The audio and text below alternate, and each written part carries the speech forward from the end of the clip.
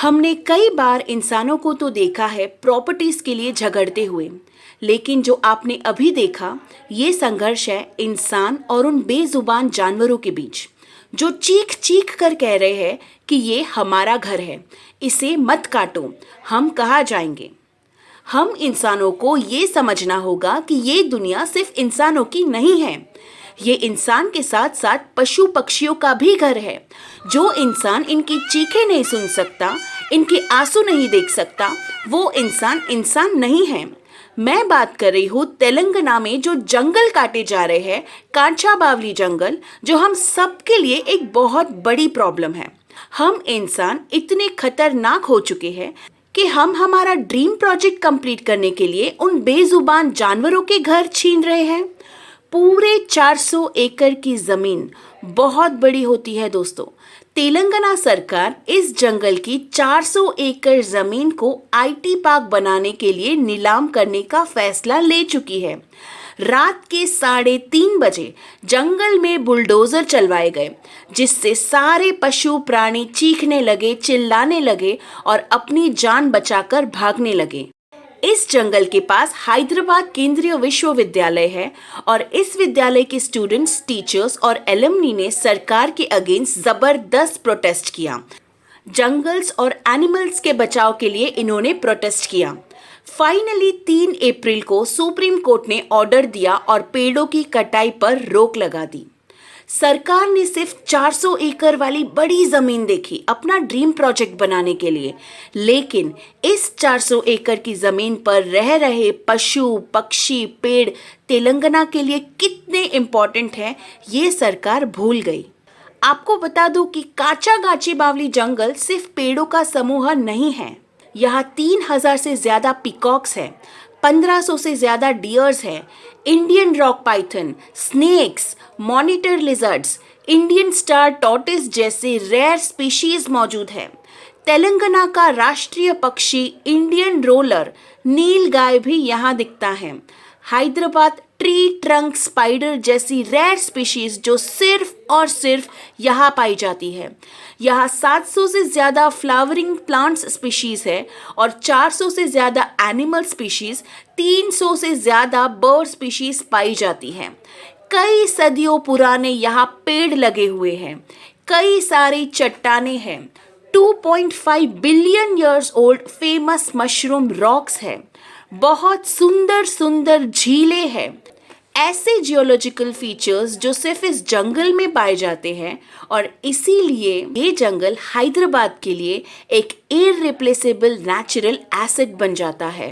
लेकिन सरकार ने तो अपनी आंखों पर पट्टी बांध रखी है। सरकार यहाँ आईटी सेक्टर बनाना चाहती है, जहाँ हजारों लोगों को जॉब्स मिलेगी, तरक्की होगी, करोड़ों का रेवेन्यू जनरेट होगा। उनका कहना है कि जंगल को काटने से किसी को भी नुकसान नहीं होगा। सीरियसली? चलो देखते हैं कि जंगल काटने से पेड़ पशु पक्षी को तो नुकसान हुआ ही है, लेकिन हम इंसानों के लिए भी ये कितना बड़ा लॉस है। सबसे पहले ये जंगल हैदराबाद के लिए ग्रीन लंग्स यानी हरी भरी सांसें की तरह काम करती है। ये जंगल अपने आसपास के एरिया का तापमान यानी टेम्परेचर कम करता है, बारिश को बैलेंस करता है और बाढ़ रोकने में मदद करता है। आसपास की झीलें और वाटर बॉडीज को भी ये बनाए रखता है। आसपास की ट्राइबल कम्युनिटीज जंगल पे डिपेंडेंट रहती है अपने खाने, मेडिसिन और इनकम के लिए। ये जंगल कार्बन यानी CO2 को एब्जॉर्ब करता है और क्लाइमेटिक चेंज होने पर फाइट भी करता है। ऐसे जंगल ना सिर्फ पर्यावरण के लिए जरूरी है, बल्कि आने वाली पीढ़ियों के लिए भी एक प्राकृतिक धरोहर है, एक कीमती विरासत है। भारत ने जंगल की कटाई के कई दुष्परिणाम यानी साइड इफेक्ट्स पहले भी देखे हुए हैं। जैसे वेस्टर्न घाट में जंगल की कटाई से शेर जैसी मकाक, लायन टेल्ड मकाक जैसी रेयर स्पीशीज अब खतरे में है। उत्तराखंड में जंगल की कटाई के कारण मॉनसून में लैंडस्लाइड्स और सॉइल इरोजन आम बात हो गई है। झारखंड और छत्तीसगढ़ में जंगल की कटाई के कारण तापमान बढ़ रहा है। कर्नाटक और महाराष्ट्र में हाथी और तेंदुए खेतों और गांव में घुस जाते हैं। केरला में 2018 और 2019 की बाढ़ जंगल की कटाई के कारण और अधिक भयंकर हुई थी। मध्य प्रदेश में तेंदुपत्ता बीनने वाले आदिवासी लोगों की इनकम कम हो रही है। ये सब कुछ देखने के बाद भी एक और फॉरेस्ट की जान खतरे में है। हम इंसान अक्सर अपने फायदे के लिए प्रकृति को नुकसान पहुंचा देते हैं, चाहे वो जंगल हो, पानी हो या हवा। जंगल तो हमारे लिए सब कुछ करते हैं, सांस देने वाली हवा, जानवरों का घर, पानी का सोर्स और धरती का संतुलन। लेकिन हम उन्हें काट रहे हैं, सिर्फ जमीन, पैसा और डेवलपमेंट के नाम पर। खुद के घर के लिए जानवरों का घर हमने उजाड़ दिया। कुछ सालों के प्रोजेक्ट के लिए सदियों पुराने पेड़ हमने काट दिए। जलवायु संकट खुद पैदा किया और फिर उसी से लड़ने के लिए और पेड़ लगाने की बात करते हैं। डेवलपमेंट के लिए सरकार के पास क्या यही एक ऑप्शन है कि वो जंगल को काट दे? दूसरे भी तो ऑप्शंस होंगे। हर एक चीज का अल्टरनेटिव होता है, लेकिन नहीं, सरकार ने सोचा काटेंगे तो हम जंगल ही। सरकार को लगा कि 400 एकड़ के इस जंगल को हम साफ कर देंगे और वहां एक आईटी हब बना देंगे। पेड़ पौधे और जानवरों को हटाकर 15,000 करोड़ों का रेवेन्यू कमा लेंगे। एक तरफ हम कई सारे एनिमल स्पीशीज को सुरक्षित, प्रोटेक्टिव रखने की बात करते हैं कि वो समाप्त ना हो जाए, वो एंडेंजर्ड ना हो जाए। और ऐसे कई सारे एनिमल्स यहाँ इस जंगल में रह रहे हैं जो रेयर स्पीशीज है, जो समाप्त हो सकते हैं। हमें इनका ध्यान रखना चाहिए, इनके खाने का, बच्चों के सोने का, ताकि वो स्पीशीज समाप्त ना हो जाएं।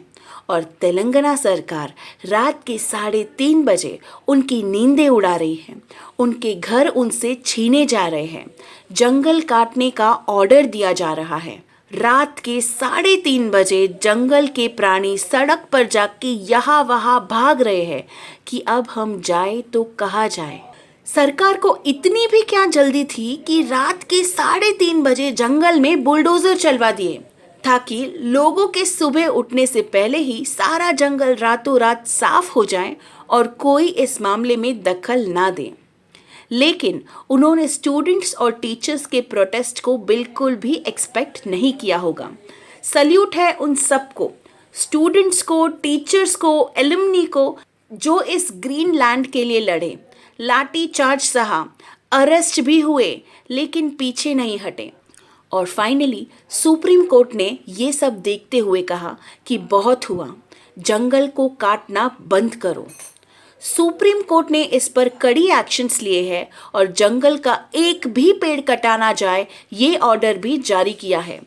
ये बहुत बड़ी जीत है स्टूडेंट्स के लिए, जिन्होंने सच के लिए आवाज़ उठाई, क्योंकि उन्हें डेवलपमेंट और डिस्ट्रक्शन के बीच का अंतर पता है।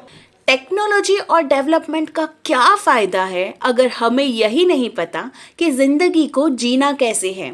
इंसान नहीं, हमें तो शैतान बनना है और बस अपनी ज़रूरतों को पूरा करना है, और उसके लिए इंसान किसी भी हद तक गुजर सकता है। हम सोचते हैं कि हमारा भारत भी बड़े देशों जैसा डेवलप्ड हो जाए।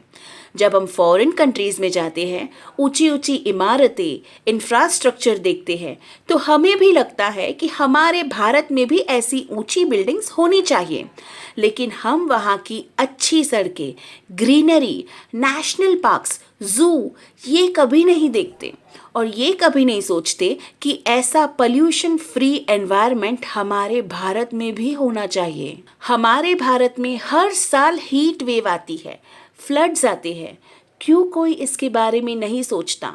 जब गर्मी से देश जल रहा होता है, तब हमें पेड़ों की याद आती है, ठंडी ठंडी शीतल छाया याद आती है। मीठे मीठे फल खाना तो सबको पसंद है, लेकिन पेड़ लगाने का कष्ट कोई क्यों ही करे भला? एक पेड़ की कीमत सिर्फ वो ही समझ सकता है जिसने अपनी लाइफ में एक भी पौधा लगाया हो। जब एक पीढ़ी बीज बोती है तो आने वाली पीढ़ी को उस पेड़ का फल मिलता है। रातों रात पेड़ नहीं बनते, सालों साल लग जाते हैं, और उसी पेड़ को काटने में एक पल भी नहीं लगता। हमने जंगल को तो काट डाला, अब सांस लेने के लिए किसे काटेंगे? जंगल सिर्फ पेड़ नहीं होते, वो हमारी सांसों के रखवाले होते हैं। हर पेड़ कटता है तो एक उम्मीद मरती है, हर जंगल उजड़ता है तो एक पीढ़ी की सांसें कम होती है। हम खुद अपने घर को जला रहे हैं, अब भी नहीं जागे तो बहुत देर हो जाएगी। आवाज़ उठाओ, विरोध करो, क्योंकि ये जंगल सिर्फ उनका घर नहीं है, हम सबका है। भगवान महावीर का संदेश याद करो, जियो और जीने दो को समझो, सबको जीने का हक है। अगर आपने इस वीडियो को अंत तक देखा है तो मैं आपसे ये गुजारिश करती हूँ कि प्लीज़, अगर हम पेड़ नहीं लगा सकते तो पेड़ को काटने से तो रोक सकते हैं। अपने आसपास के पर्यावरण की सुरक्षा तो कर सकते हैं, पशुओं की मदद कर सकते हैं। अगर भारत के हर इंसान ने ये संदेश समझ लिया तो भारत को डेवलप होने से कोई नहीं रोक सकता। धन्यवाद। जय हिंद।